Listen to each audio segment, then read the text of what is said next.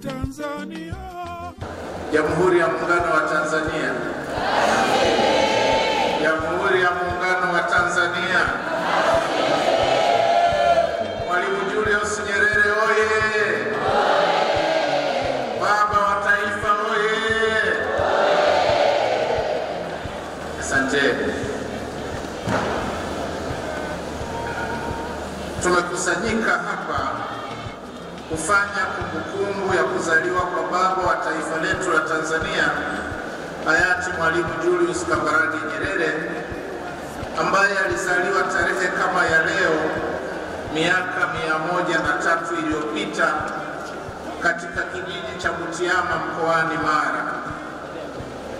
Napenda kumshukuru Mwenyezi Mungu kwa kutupatia zawadi ya kiongozi huyo bora wa nchi yetu, Afrika na dunia, na pia kutuwezesha sisi kushiriki maadhimisho haya adhimu.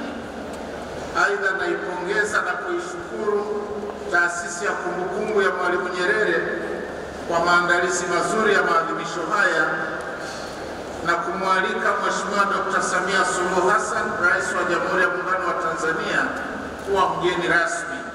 Lakini kutokana na majukumu mengine ya kitaifa aliyonayo, imempendeza kunituma mimi kama mwaka jana kumwakilisha. Waheshimiwa viongozi na ndugu washiriki na Watanzania mnaotusikiliza, baba wa taifa Mwalimu Julius Nyerere alikuwa kiongozi wa pekee sana.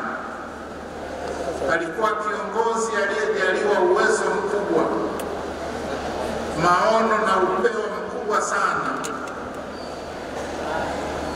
lakini pia kiongozi mwenye msimamo thabiti juu ya mambo ya msingi, lakini pia alikuwa ni mzalendo wa hali ya juu sana, na anakumbukwa kwa mambo mengi ndani na nje ya Tanzania, na hasa mchango wake mkubwa sana kwa taifa letu, kama vile alivyojitolea kuongoza jitihada za kuwaunganisha wananchi kupigania uhuru wa Tanganyika ambao ulipatikana tarehe 9 Disemba mwaka 61, lakini pia kuasisi muungano wa Tanganyika na Zanzibar tarehe 26 Aprili 1964. Aidha, ili kujenga msingi wa umoja na amani katika taifa letu, baba wa taifa aliongoza jitihada za kuunganisha makabila zaidi ya 120 hapa nchini na kuchochea matumizi ya lugha ya Kiswahili kama kiunganishi. Baba wa taifa anakumbukwa pia kwa kuweka msingi imara ya uongozi wa taifa unaozingatia demokrasia na kuwezesha taifa letu kuendelea kuwa la amani, umoja na mshikamano. Na kutokana na msingi huo, yeye mwenyewe kwa hiari yake aling'atuka madarakani na alikabidhi uongozi wa nchi kwa Mheshimiwa Ali Hassan Mwinyi, hali iliyotujengea utamaduni wa kukabidhiana madaraka kwa amani pasipo vurugu. Waheshimiwa viongozi na ndugu wananchi, kumbukizi hii ya miaka 103 ya kuzaliwa kwa baba wa taifa inatoa fursa ya kuenzi mchango wake mkubwa kwa uhai na maendeleo ya Tanzania, lakini vile vile ni nafasi ya kumpongeza kwa dhati Mheshimiwa Dr. Samia Suluhu Hassan, rais wetu, kwa kuendeleza na kusimamia misingi iliyoasisiwa na baba wa taifa pamoja na viongozi wa awamu zote zilizofuata, na nitaomba niseme mambo yafuatayo. Tunampongeza Mheshimiwa Dr. Samia Suluhu Hassan kwa kuimarisha amani na umoja wa kitaifa kupitia falsafa yake ya R4 iliyojikita katika kujenga upya, kufanya mabadiliko ya kisera, kiutawala na kimuundo, kujenga mapatano na maelewano na ustahimilivu. kupitia falsafa hii, Mheshimiwa Rais ameliwezesha taifa letu kuimarisha umoja wa kitaifa, mshikamano, mifumo ya kitaasisi na kiuchumi, na kupanua uhuru wa watu kufanya shughuli zao zikiwemo za kisiasa na za kidini. Baba wa taifa alisisitiza sana Watanzania kulinda amani na umoja katika nchi. Aliamini kwa dhati usawa wa binadamu na ujenzi wa taifa lisilo na matabaka ya wachache wenye nacho na wanyonge wengi wenye maisha duni. Alikuwa ni muumini mkubwa wa maridhiano, ustahimilivu na ujenzi wa taifa huru linalojitegemea, na aliiongoza nchi yetu kwa misingi hiyo. Lakini vile vile Mwalimu aliamini katika kujenga umoja miongoni mwa nchi za Afrika, na licha ya jitihada za kuunda umoja wa nchi mbalimbali Afrika kama shirikisho la Senegambia na Afrika Mashariki, yeye Mwalimu na mwenzake Abeid Amani Karume waliunganisha Jamhuri ya Tanganyika na serikali ya watu wa Zanzibar kuwa nchi moja, muungano ambao umedumu hadi leo na unazidi kushamiri. Katika kipindi cha miaka 4 ya uongozi wake, Mheshimiwa Rais Dr. Samia Suluhu Hassan, katika kufuata nyayo za Mwalimu na viongozi wengine waliomtangulia, amefanya kazi ya kuimarisha tunu ya muungano wa Tanganyika na Zanzibar, ambao tarehe 26 Aprili mwaka huu utatimiza miaka 61. Na amefanya hivyo, hatua zilizopatikana ni pamoja na kutatua hoja za muungano ambazo hadi sasa ufumbuzi jumla ya hoja 15 za muungano umepatikana. Baba wa taifa alihimiza kuulinda muungano wetu kwa nguvu zote na kuhakikisha kero zozote zinazojitokeza zinatatuliwa kwa njia ya mazungumzo na maridhiano. Na kwa hiyo Mheshimiwa Rais Dr. Samia Suluhu Hassan anastahili pongezi kwa kuendelea kuimarisha muungano wetu. Awali ya yote, naomba niwasalimie kwa jina la Jamhuri ya Muungano wa Tanzania. Kwa kweli Tanzania na Afrika tuna bahati sana. Baba wa taifa alizaliwa Tanzania, alizaliwa Afrika, na kuna mifano mingi sana ambayo inathibitisha hiyo bahati ambayo tumekuwa nayo, kwamba Mwalimu Julius Kambarage Nyerere alizaliwa Tanzania, alizaliwa Afrika. Kwa kweli kuna mambo mengi, matukio mengi sana ambayo alifanya, ambayo tukiyarejea leo tunaona kwamba maono yake na yale ambayo alikuwa akiyasimamia bado kabisa ni ya kweli kabisa. Na kwa sisi vijana ambao hatujapata nafasi ya kufanya kazi naye, hazina tuliyokuwa nayo ni kusoma tu, hakuna kitu kingine. Wazee ambao wamekuwa wakitusimulia wanazidi kupungua. Sasa ni wajibu wetu kuingia katika vitabu, kuvisoma, na kwa bahati nzuri Mwalimu Nyerere ameandikwa sana sana sana, na kuna maandishi yake ambayo bado tunasubiri kuyagundua, tuyasome ili tuweze kumwelewa. Nitatoa mifano miwili kwa sababu ya muda, kuonyesha alikuwa ni mtu wa aina gani. Mfano wa kwanza, Disemba mwaka 1961, kabla ya tujapata uhuru, siku chache kabla ya uhuru, alitoa tamko ambalo watu walidhani amekurupuka. Liliitwa tamko la Bagamoyo. Katika lile tamko alisema, ndani ya miaka 10 ya uhuru nchi yetu itafanya mambo mengi zaidi kuliko yale mambo ambayo yalifanywa na wakoloni kwa muda wa miaka 40. Na ilipofika mwaka 1971 aliitisha mkutano na kuwauliza watu, je, niliyobashiri mwaka 1961 ilikuwa ni kweli? Na ilikuwa ni kweli. Mfano, sekta ya sheria.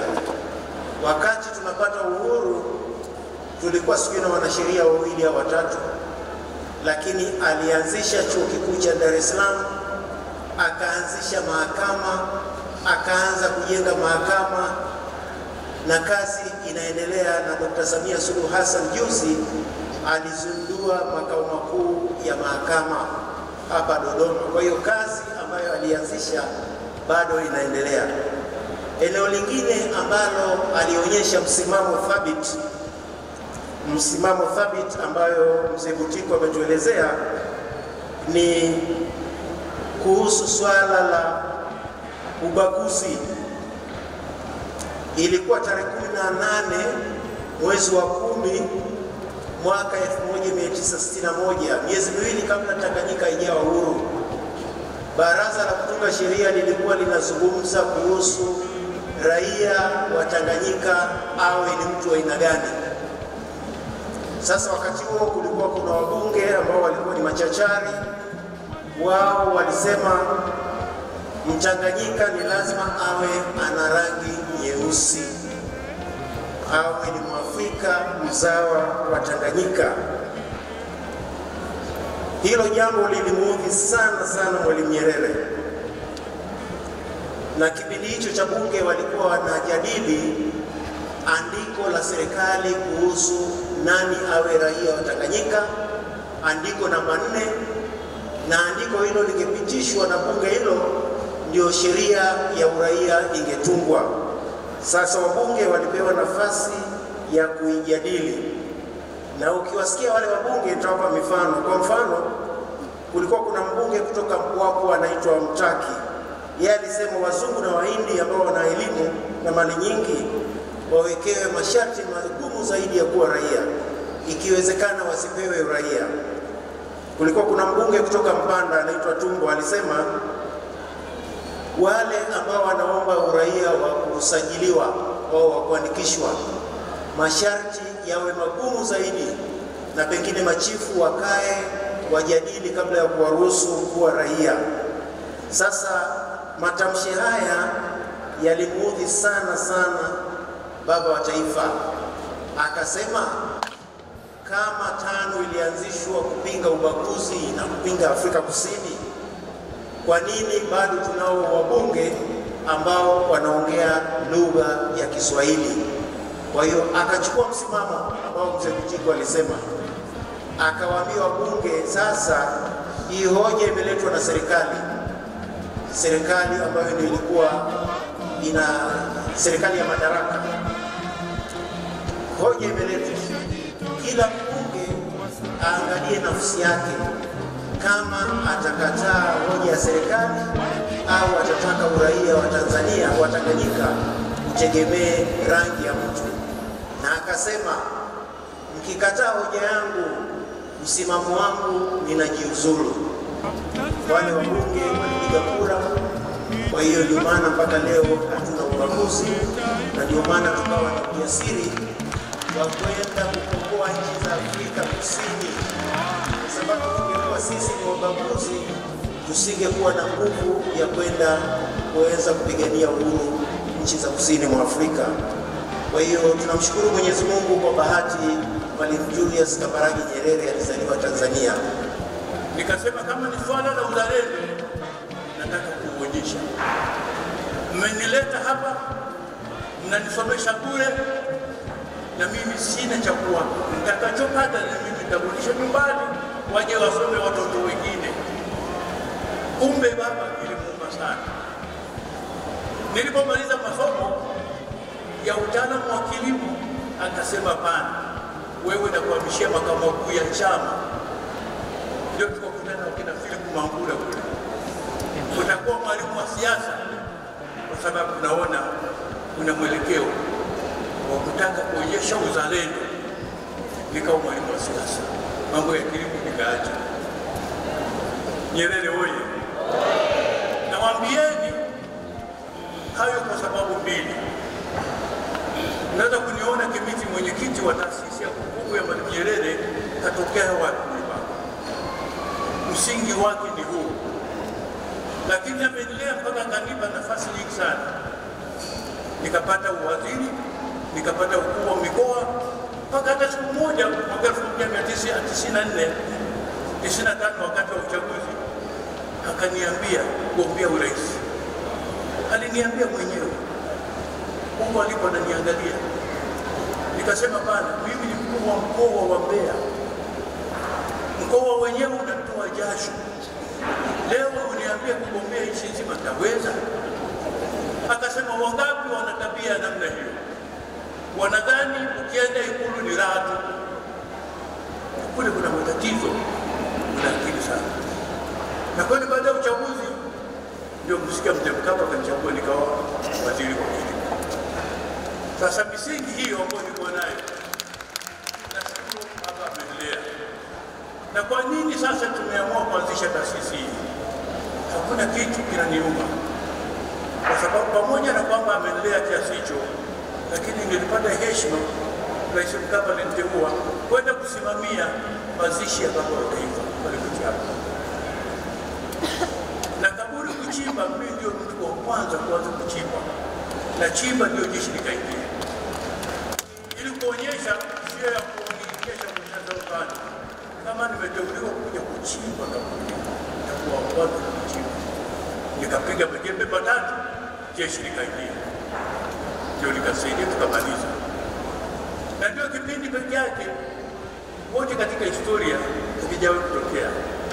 Nilikuwa waziri wa kazi kipindi hicho Mwalimu anafariki, lakini pia nikawa mkuu wa mkoa wa Mara kipindi hicho tu, waziri na mkuu wa mkoa. Ni mimi pekee yangu hakuna ambaye alishapata nafasi. Waheshimiwa wabunge na wenyewe tulikuwa niwaomba, kwa sababu nitaka siku moja nikutane nao, niwaombe kama inawezekana, hii taasisi jamani, sio ya Kimiti wala ya Mabunge, ni ya wote. Tuisambaze mikoa yote, wilaya zote, itatusaidia. Na itusaidia kwa nini? Haya maneno baba wa taifa aliyoandika, siku watafariki wote mnasikia, tumeandika mahali fulani. Alisema yafuatayo, naomba mnisikie vizuri: najua nitakufa, sitaponya ugonjwa huu, sitaponya. Na waache wa Tanzania wangu, najua watalia sana, nami nitawaombea kwa Mungu. Naondoka nikiwa nimeachia taifa moja lenye umoja na amani. Wasia wangu kwa waipende nchi yao kama wanavyopenda mama zao, wajue hawana nchi nyingine zaidi ya Tanzania. Mwisho wa maneno baba taifa.